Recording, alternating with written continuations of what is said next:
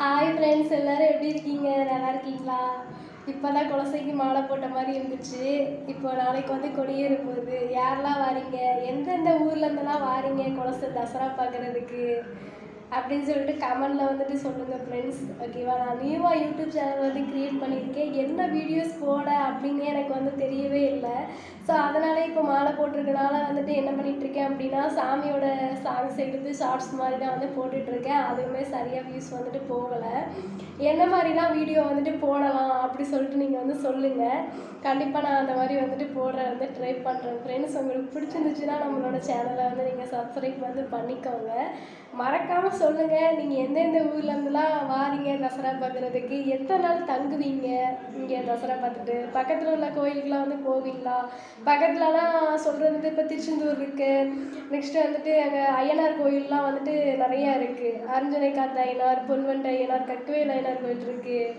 இந்த மாதிரிலாம் ஐயனார் கோயிலுக்குலாம் வந்து போவீங்களா? அதில் எதுவும் குலதெய்வம் உங்களுக்கு வந்து இருக்கான்னு மறக்காமல் சொல்லுங்கள் ஃப்ரெண்ட்ஸ். ஏன்னா எனக்கு குலதெய்வம் வந்து பார்த்திங்கன்னா அருஞ்சனை காத்த ஐயனார் கோயில் தான் எனக்கு குலதெய்வம். மேலே புதுக்குடியில் இருக்குல்ல அந்த குலதெய்வம்.